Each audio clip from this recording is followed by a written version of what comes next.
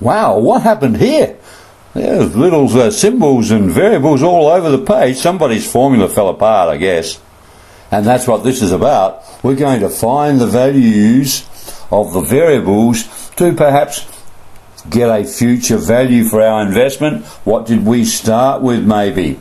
And go backwards and see if we can unpack this formula and find the value of each of these variables: future value, present value, interest rate, and the time for any particular problem. All we've been doing is putting these values in, this one, and this one, and finding what the future value is. But maybe we might have a target future value for our investment. We might want to work out what those others are. So that's what we're going to find, and they're all around the screen there, but this is the formula now that I would like you to use for our basic compound interest problems, going in either direction. Let's have a look at what we can do with this now, and look at it here. Here it is, finding the principal. So Aunt Eva leaves Heidi a legacy of some deposit stock invested for 10 years at 5.11% compounded daily. The value of the cheque was that after 10 years. How much did she leave her? Now this is an important type of problem, because you might want to know, how much do I have to invest now to reach a target to buy a car or something, maybe $12,000 in 5 years' time or something like that. Okay, so this idea of working towards a target and working out what your interest rate has to be and what the principal you have to put in now has to be is a good one. So let's have a look. What do we do? First of all, let's put down the symbol we're trying to find. That's the present value. Then this formula, I'd prefer you use future value, PV and I there. Okay, what is the amount or the future value that it amounted to? It was this. And what was the interest rate? That's 5.11%, but it's done daily. So you've got to split it into 365 days. Notice they're saying here, ignore the accounts of leap years. So we're not going to use 365 and a quarter days, which is technically how many days there are in a year. Every 4 years making up an extra day. We're not going to do that. Okay, and how many calculations are we going to do? 10 years, 365 days a year, there'll be 3,650 calculations. So let's put it all together in this formula, replacing the symbols with the values we've got. So future value, that's what it ended up. Don't know what she started with. I was adjusted and the time was adjusted. These must always match in time frame. Okay, so if one is in days, the other has to be per day interest rate. Okay, now how do you solve a problem like that? Let's look at this expression over here in terms of, well, general equations. We've sort of got here 15 equals some number times P. If I gave it to you in that form without this ugly big expression here, what would you do? Well, you'd say P has been times by 5 to get this answer. What will we do? We'll divide by 5. So it's the same mathematical principle there, only the numbers are ugly. Okay, so let's have a look now. P has been times by all of this. To get P back again, you will divide both sides by all of this. Okay, and you get down here that the principal was $13,000. And after 10 years, it grew to $21,669.68. Okay, not a bad growth. What was that due to, do you think? Let's think about that. Well, 10 years is a fair time, but also it was compounded daily. Okay, many interest payments, little ones, all built on or compounded on each other, so you're getting lots of interest on the interest payments themselves. Okay, let's go down and see if we can find other things here. What do we got here? Let's look at their comment here. The exact value of R is used as example. This has reinforced the idea that you should only round an answer at the very end of your calculations. So what are they saying? Don't change this to a decimal. Carry that through as the exact, and we're using I because we're saying we are keeping R for the annual interest rate, and when we adjust it, we're calling it I. Okay. So carry that through. Don't change it to a decimal in the middle of the calculations because you lose accuracy. Okay, finding the rate of interest. So you might want to invest some money now to grow to a certain amount. Later on, what interest rate would you have to shop around for? Okay, that's one possible scenario for individuals. We might say, well, in 10 years, I want $2,000 to grow to $5,000. What interest rate would I have to look for? Okay, that sort of thing. Okay, this problem is a little bit different from this. In a business, he had takings at $228,000 and they grew to $520,000 after 12 years, increasing at the same rate every year. What was the annual percentage rate? So it's like investing it in a bank, only this is a business now, and he's showing growth. So we don't know R. So in our case, we'd say, what is I? The formula is future value is present value 1 plus I to the n. Now we've got to adjust some things. The future value we want that he achieved was $520,000 from $228,000, and we'd go the percentage rate of growth. Well, we're going to call it just annual, 12 years once a year, so it's going to be an annual rate. Back to the beginning there again. So putting the numbers in the formula in place of the letters, here we have this, and then we're trying to find the R here. Okay, so let's again use the same principle. Let's confer or compare with 15 equals 5 times x. Okay, instead of x, we've got a number times this. So we're still trying to isolate the unknown, and we'll divide, won't we? Alright, just think of this as a big X, if you like, an unknown value.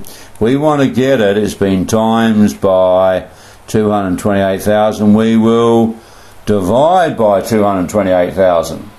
So we get 1 plus R to the 12th. Now we want 1 plus R. It's been raised to the 12th, raised to the 12th. How do you reverse that?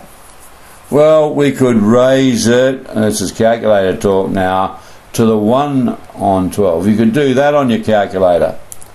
That hat button means to a power. Raise the power of 1/12, or the 12th root, in other words, here. And so don't get a decimal for this yet, because we don't want to truncate it. Once you get that, you could take away 1, because if 1 plus R equals this, to get R back again, you take away that 1. Just doing basic equation work here, but it looks ugly because of these big expressions here. And if you work that out, we can bring that down to 3 significant figures or 2 decimal places there. So that is the rate of growth of the business, 7.11% per annum. Let's look down here. There is another way of doing that power up here, reversing 1 plus R to the 12th, and you can use the y root of x. Okay, and what you do there, so the first thing you do is enter on your calculator the x value. Okay, so here it would be 520 divided by 228, they're all in thousands. Then you press the root key, and then you put in the 12, the root. So that's the syntax for most calculators there. When you use this button, you put in that one first, then the button, and then the root one, and then push execute or equals. Okay, so you can do that, or you can use this hat as 1/12. Reversing that power, it's been raised to the 12th. Now to undo that, we'll raise both sides to the 1/12. Okay, couple of ways of looking at it. I'd suggest you try both ways. Alright, so we can do a lot of unpacking of this formula, can't we? This formula that we used just in one way in the previous presentations, finding out what the future value of an investment was. We can find out all sorts of things now about this. We haven't found what the, we have just done the interest rate there. We haven't found the time yet. Okay, so what about that? What about if you had $1,000 and you wanted it to grow to $5,000 at an interest rate of, let's say, 5% per annum? How many years would you have to invest it for to do that? That's the next type of problem, because they're interesting, aren't they? They're questions that people want to know about. How long will it take for my money to reach a target? Okay, so I can buy something. Alright, let's go down and have a look, finding the time or the number of compounding periods, because they match, of course. Okay, let's read this. Well, how long will it take a $452 stamp to be worth $1,000 if it increases in value by 7% per annum?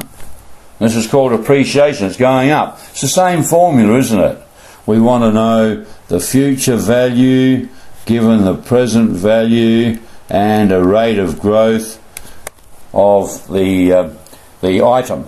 So we want to know N here. Okay, let's write down what we know. We know it's going to grow to 1,000. Its present value is 452, and it's annually. So 0.075 is 7.5%, and N is matching. It'll be, the answer will be in years, because these two must match, mustn't they? I and N must match their time frame. Okay, so if you put the I as an annual rate, N will be years required to get there. Okay, so let's just simplify 1 plus 0.075. There it is there. That's our problem. Same idea again. It's the same maths, isn't it? 15 equals 5x. Divide by 5. X is this little creature here. We're going to try and separate that for a start. So it's been times by 452. You'll now divide by 452 to get 1.075 to the end. And there we have it. Okay, so here you could write all those figures out. You need to, because the book here is using, and this is, again, thanks to Pearson's for these screen clippings. You have a look in their textbook there. So you could trial and error it. This is too small. Keep going. Put in 10. Get that. Put in 12. Put in 11. That's too big, you see. It's gone past this value here. And then you'll come to that after 11 years. Just try successive years. This might, you might say, gee, Huddy, that's bad maths. Trial and error, or guess and check. Yeah, well, we haven't quite gotten up to the mathematical way of doing this properly. That's using something called logarithms. And that'll come up later in the course when we talk about exponential function or power functions. Okay, so you can do it by a bit of trial and error there. So it will take 11 years for the stamp to increase to $1,000 at that particular annual rate of increase. Are you getting the idea? Okay, powerful here tool to be able to work backwards from values and find the ones that are missing. All right, let's go and do some problems. I think they've got a little comment here. You'd use a similar process if the compounding period is not a year. Okay, so you just got to watch what it is, just remembering that I and N must match. So if you put in, as they're talking about here, quarterly, if that's quarterly, N would be in quarters, and the number of years, the N value would have to be divided by 4 to get actual years here. So if we had n as 28 in that problem, it would represent 7 years. They must match in the time frame here. So if you get an n, just be mindful, have you been working with an interest rate in quarters, in which case n will be in quarters. And we'll get a chance to practice that in a minute. Oh, here, I've got just a little advert here for technology. This is again, I'll just go back up there. This is again, with the Casio, under the TVM item or icon on the menu, time value of money. So you can do all the calculations you've done up there here. So what do? Well, you leave a 0 in the place that you want to calculate. So here, for example, what have I got? Got a future value, a present value, and payments per year. If I leave one of those out, okay, let's leave out the interest rate.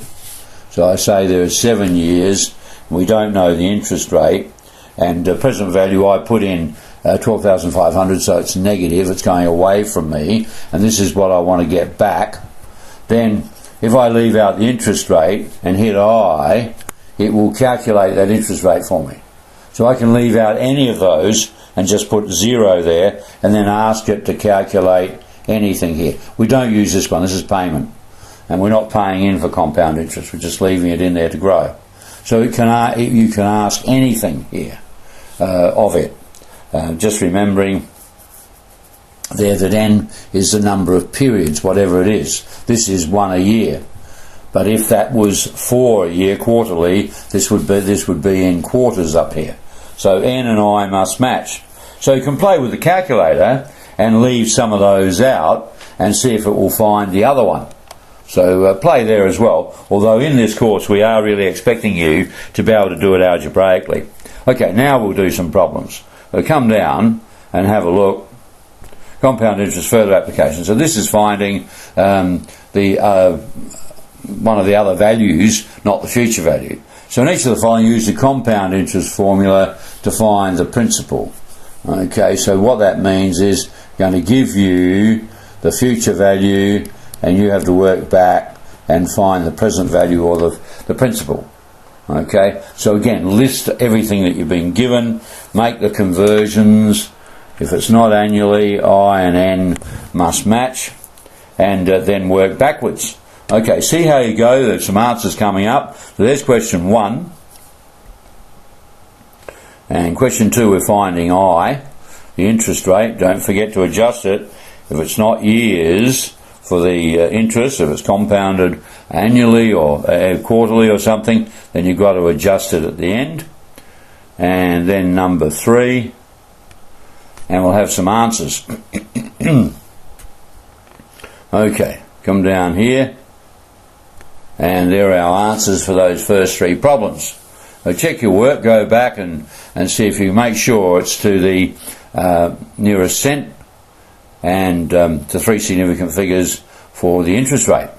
Okay, let's do some more, getting harder as we go through here. Pearson's have a set of problems that gradually get more difficult. So here we are, various variations here. See what you think of those, and we'll look at the answers now.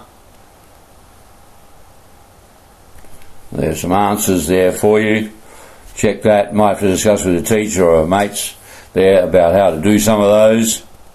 Let's go to the next level. Reasoning. That looks good. Okay, have to think about that. A little simple interest one in there as well. Let's have a look at the answers. Okay. And the last lot, the open-ended questions now, down here.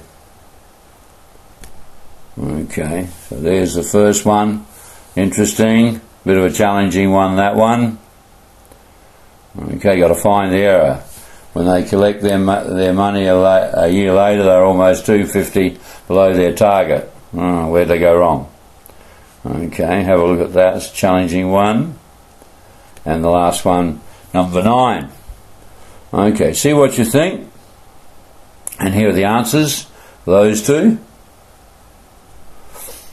Alright, well there you are. That's the end of financial maths. We're just doing simple and compound interest. So I hope you've enjoyed it and seen a lot of relevance in that sort of mathematics in the everyday world. Alright, maybe I'll catch you in another presentation. Cheers for now.